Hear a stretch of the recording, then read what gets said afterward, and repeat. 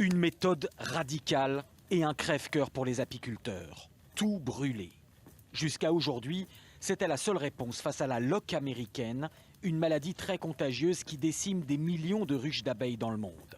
Elle est causée par une bactérie qui résiste au froid, au chaud, à la sécheresse et reste contagieuse pendant près de 40 ans à l'air libre.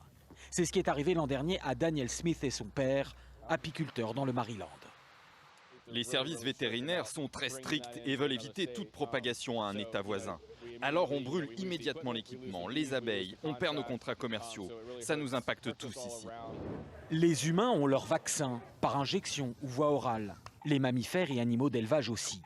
C'est ce qui a donné l'idée à cette start-up de Géorgie, produire le premier vaccin au monde pour les insectes. Contrairement aux humains, les insectes et les invertébrés ne fabriquent pas d'anticorps. C'est pourquoi je n'ai pas peur de dire que notre vaccin est une avancée révolutionnaire. C'est le premier de ce genre pour cet animal si important que nous devons protéger. Nous ne pouvons pas combattre la crise climatique si nous ne nous attaquons pas au déclin de nos pollinisateurs. Mais comment vacciner des abeilles ? Impossible par injection sur des millions et des millions d'individus. Le vaccin est donc mélangé à cette pâte sucrée qui est ensuite donnée à manger à chaque reine de colonie, comme l'explique ce vétérinaire.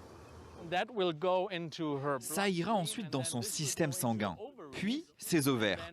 Et résultat, tous les œufs qu'elle va pondre seront donc immunisés contre la maladie. Jusqu'ici, tous les experts disaient qu'il était impossible de vacciner les invertébrés. Mais en fait, c'est possible. Le vaccin se transmet donc aux nouvelles générations d'abeilles. Et pour le scientifique, il y a urgence. Beaucoup de gens ne réalisent pas à quel point les abeilles sont des pollinisateurs cruciaux. Plus de 30% de la nourriture que nous, humains, consommons chaque jour dépendent de la pollinisation des abeilles. Le vétérinaire va mener ici les essais cliniques dans les prochains mois. Mais le vaccin a d'ores et déjà été approuvé par le ministère de l'Agriculture américain.